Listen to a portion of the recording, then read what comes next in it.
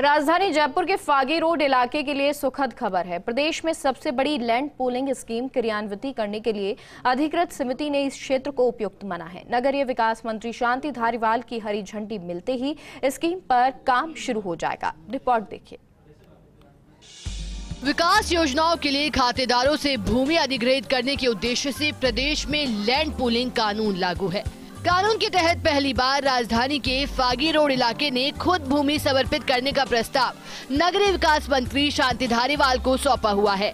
इस प्रस्ताव पर मंत्री शांति धारीवाल ने यूडीए सलाहकार जीएस संधू को मामले के अध्ययन करने के निर्देश दिए हैं।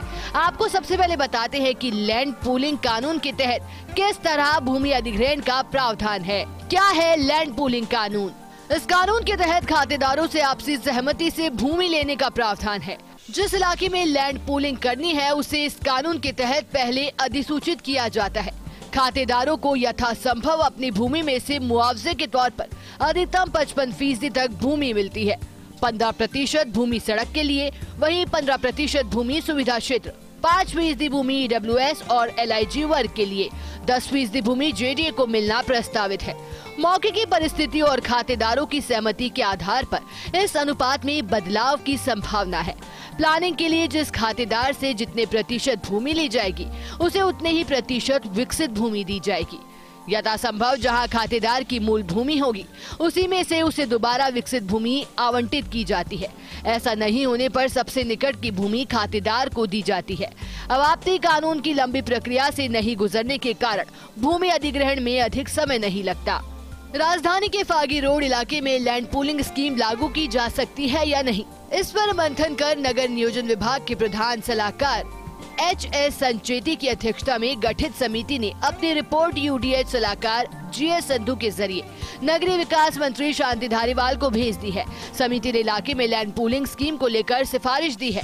क्या है वो सिफारिशें, इस पर जरा नजर डालते हैं। JDA के सेक्टर 57 स्थित फागी रोड इलाके में से लगभग 3286 हेक्टेयर क्षेत्रफल को लैंड पूलिंग योजना में शामिल किया जाना चाहिए। सांगानेर से फागी रेनवाल रोड चलने पर ग्राम रातलिया में स्टेट हाईवे को रिंग रोड क्रॉस करती है। इस स्टेट हाईवे के बाईं तरफ से लेकर रेनवाल तक और लाखना गांव से पहाड़िया की तरफ जाने वाली सड़क तक का हिस्सा लैंड पूलिंग स्कीम में शामिल किया जाना चाहिए। यह स्कीम रातलिया से डाबला खुर्द और डाबला खुर्द से पहाड़िया तक 2 चरणों में क्रियान्वित होगी। दोनों चरणों पर काम साथ साथ ही चलेगा। स्कीम को लागू करने के लिए जयपुर विकास प्राधिकरण को अथॉरिटी नियुक्त की जाए। स्कीम में सिफारिश देने के लिए गठित समिति ने कहा है कि ये प्रदेश की पहली बड़ी लैंड पूलिंग स्कीम है।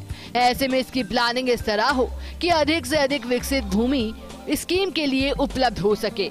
इसके साथ ही समिति ने कुछ और भी अहम सिफारिशें की हैं। JDA के निदेशक अभियांत्रिकी तृतीय को स्कीम का लैंड पूलिंग ऑफिसर मनोनीत किया जाए।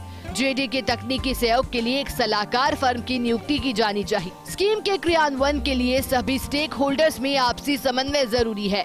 इसलिए JDA के स्तर पर अधिकारी और किसानों के प्रतिनिधियों की एक संयुक्त समिति गठित की जाए। संपूर्ण सेक्टर 57 की रीप्लानिंग की जाए। भविष्य की आवश्यकता को देखते हुए इस इलाके को सेल्फ सस्टेनेबल सिटी के तौर पर विकसित किया जाना चाहिए। मानसरोवर और टोंक रोड से सीधी कनेक्टिविटी के लिए रोड नेटवर्क प्लान बनाया जाना चाहिए। मामले में नगरीय विकास मंत्री शांति धारीवाल अगर मंजूरी देते हैं तो राज्य सरकार लैंड पूलिंग कानून की धारा 3 के तहत अथॉरिटी नियुक्त करेगी। यह अथॉरिटी इस पूरे इलाके को लैंड पूलिंग स्कीम में शामिल करने के लिए अधिसूचना जारी करेगी। इस अधिसूचना के जारी होने के बाद स्कीम पर काम शुरू हो जाएगा।